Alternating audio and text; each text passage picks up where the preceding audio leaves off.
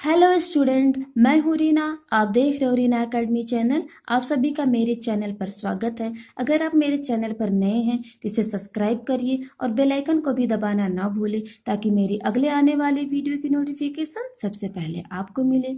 इस वीडियो में मैं आपके लिए लाई हूँ NCERT class second Hindi book रिमझिम का लेसन नंबर 11 यानी पाठ 11, जिसका शीर्षक यानी नाम है टेसू राजा बीच बाजार।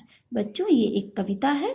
इस पाठ के अंत तक हम इस पाठ में कविता को पढ़ेंगे, इसका अर्थ समझेंगे और इसके प्रश्न अभ्यास को करेंगे। तो आप सब बने रहिए लास्ट तक इस वीडियो में। आइए हम इस कविता को पढ़ना और इसका अर्थ समझना शुरू करते हैं। टेसू राजा बीच बाजार, खड़े हुए ले रहे अनार। तो बच्चों, टेसू राजा थे और वो बाजार गए थे और बीच बाजार में खड़े होकर के वो अनार खरीद रहे थे। इस अनार में कितने दाने, जितने हो कंबल में खाने। जब टेसू राजा अनार खरीद रहे थे अनार बेचने वाले से, तो उन्होंने पूछा कि इस अनार में दाने कितने हैं। तो अनार बेचने वाले ने जवाब दिया, जितने कंबल में खाने होते हैं उतने ही इस अनार में दाने हैं। तो आगे टेसू राजा ने जवाब दिया, तो कितने हैं कंबल में खाने, भेड़ भला क्यों लगी बताने। यानी तब कंबल में खाने कितने होते हैं। तो उस अनार बेचने वाले ने जवाब दिया कि भेड़ भला क्यों लगी बताने, यानी भेड़ क्यों बताएगी कि उसके बाल से जो कंबल बना है उसमें कितने खाने होते हैं।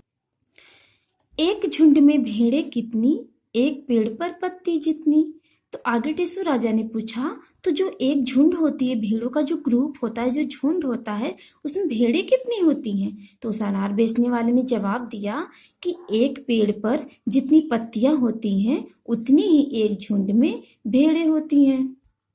तो आगे टेसू राजा ने पूछा, एक पेड़ पर कितने पत्ते, गोपी के घर लगते, मतलब जितने गोपी के घर लगते। यानी तो आगे फिर टेसू राजा ने पूछा, तो एक पेड़ पर पत्ते कितने होते हैं।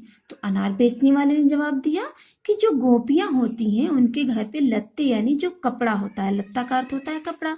तो गोपियों के घर पे जितने कपड़े होते हैं उतने ही एक पेड़ पर पत्ते होते हैं। आगे टेसू राजा ने पूछा, गोपी के घर लत्ते कितने, कलकत्ते में कुत्ते जितने। यानी टेसू राजा ने पूछा, तो फिर गोपियों के घर पे कितने कपड़े होते हैं। तो अनार बेचने वाले ने जवाब दिया कि कलकत्ते में जितने कुत्ते होते हैं उतने ही गोपियों के घर पर लत्ते यानी कपड़े होते हैं। 20,23,000 दाने वाला एक अनार। अनार बेचने वाले ने कहा कि 20 लाख और 23,000 इतने दाने एक अनार में हैं। तो टेसू राजा ने जब उसकी बात सुनी तो उन्होंने पुकार के कहा, यानी जोर आवाज में कहा कि लाओ मुझको 4 अनार दे दो। ठीक है बच्चों, ये रही कविता और इसका अर्थ। अब हम इसके प्रश्न अभ्यास को करेंगे। गिनत अनगिनत कुछ चीजें ऐसी होती हैं जिन्हें गिना जा सकता है और कुछ चीजों को नहीं।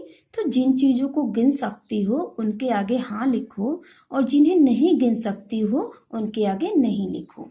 तो आइए हम लोग लिखते हैं, कंबल के खाने हाँ गिन सकते हैं, पेड़ के पत्ते नहीं गिन सकते, सिर के बाल नहीं, आसमान के तारे नहीं, घर के लोग हाँ, यानी घर में जितने सदस्य उसको गिन सकते हैं तो यहाँ पे हाँ लिखेंगे।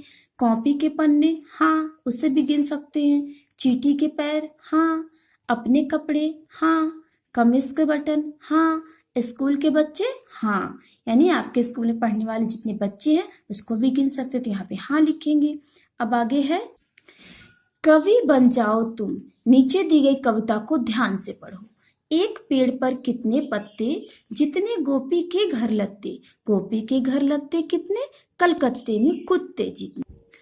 अब तुम कविता को आगे बढ़ाकर लिखने की कोशिश करो। कलकत्ते में कुत्ते कितने, आसमान में तारे जितने। तो ये आप लिख सकते हो। अब आगे है, तुम्हारा अंदाजा 20,23,000 दाने वाला एक अनार। क्या सचमुच अनार में इतने दाने होते हैं, अंदाजे से बताओ। तो नहीं, इसमें इतने 20,23,000 इतने दाने अनार में नहीं होते हैं। ये तो केवल अंदाजा, मतलब एक कविता बनाई गई है। आगे हमें अंदाजे से बताना है एक अनार में कितने दाने होते होंगे। तो लगभग 100 से 200 दाने हमने अंदाजा लगाया। और एक मटर में कितने दाने होते होंगे? लगभग 6 से 7 दाने। और एक भुट्टे में कितने दाने होते होंगे? 150 से 250 दाने लगभग। आगे है, एक मूंगफली में कितने दाने होते होंगे? लगभग 4 से 5। तो ये हमने जो लिखा है इसका जवाब, इसका आंसर जो हमने लिखा है इसको अंदाजे से लिखा है। मौका मिलने पर जरूर जांच करना कि तुम्हारा अंदाजा कितना सही था। यानी अगर आपको अनार, मटर, भुट्टे और मूंगफलियां अगर आपको मिले तो उसमें एक एक भुट्टा, अनार, मटर और मूंगफली लेकर के यहाँ पे जो आंसर हमने लिखा है इसमें आप जरूर अंदाजा लगाना कि इसमें सही कितना है। आगे है, हाट बाजार। टेसू राजा बाजार अनार लेने गए थे। तुम बाजार क्या क्या लेने जाती हो? दवा, कपड़ा, जूता और घर का सामान लेने के लिए हम बाजार जाते हैं। बाजार कैसे जाती हो? बाइक, ऑटो रिक्शा, बस या फिर कार से भी हम बाजार जाते हैं। उस बाजार का क्या नाम है? तो बच्चों, मेरे बाजार का नाम आजमगढ़ है। अगर आपके बाजार का नाम कुछ और है तो यहाँ पे आप कुछ और भी लिख सकते हो जो आपके बाजार का नाम हो। अपने घर के पास के कुछ और बाजारों के नाम पता करो। तो हमारे घर के पास के बाजार हैं संजरपुर, सरायमीर, फूलपुर। अगर आपके घर के पास बाजार कुछ और है तो आप यहाँ पे उसका नाम लिख सकते हो। अब आगे है, बाजार अलग अलग तरह के होते हैं, जैसे मंडी, हाट, सोम बाजार, माल, पैठ, किनारी बाजार आदि। कक्षा में बात करो कि इन सब बाजारों में क्या अंतर है। तो आइए हम आपको बताते हैं इसका अंतर। तो सबसे पहले मंडी, यहाँ पर सब्जियां थोक भाव में और सस्ती मिलती है। ठीक है बच्चों।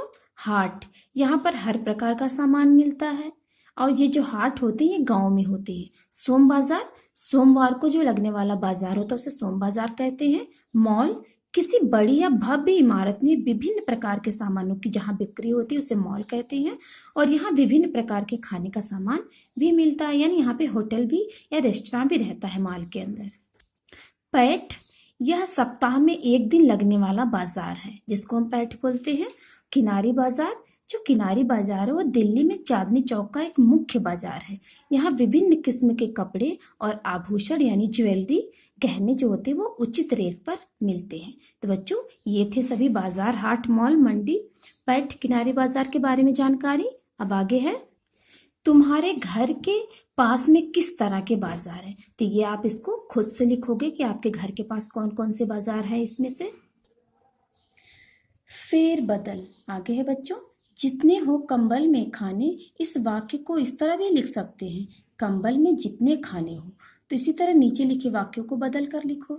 कितने हैं कंबल में खाने, इसको हम लिखेंगे कंबल में कितने खाने हैं। आगे है, एक झुंड में भेड़ें कितनी, इसका होगा एक झुंड में कितनी भेड़ें। नेक्स्ट है, टेसू राजा कहे पुकार, लाओ मुझको दे दो चार। इसको हम लिखेंगे दूसरे तरीके से, टेसू राजा पुकार कहे, लाओ मुझको 4 दे दो। आगे है, फूलों से बनाओ होली के रंग। इसका हम लिखेंगे होली के रंग फूलों से बनाओ। अब नेक्स्ट है, किसके नाम।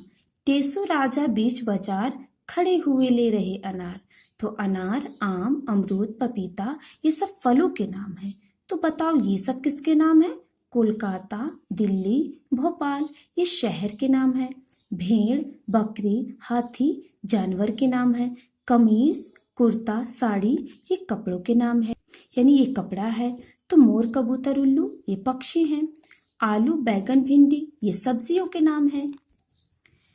आगे है बाजार, बाजा। इन शब्दों को बोल कर देखो। जा यानी इसके नीचे नुक्ता लगा है और जा बोलने में अलग अलग लगते हैं ना। तो नीचे ऐसे कुछ और शब्द दिए गए हैं, उन्हें बोलो और खोजो कि अक्षर के नीचे बिंदु होने और न होने से आवाज में क्या फर्क पड़ता है। 2-2 शब्द खुद जोड़ो। तो आइए हम इसको देख लेते हैं। जाड़ा, जमीन, गाजर, जिद, जोड़, जोर, जोश, जार। तो ये शब्द हमने अपने से जोड़ा। तो बच्चों ये भी हमारा कंप्लीट हुआ। हमारे प्रश्न अभ्यास पूरे हो गए बच्चों। Okay, thank you.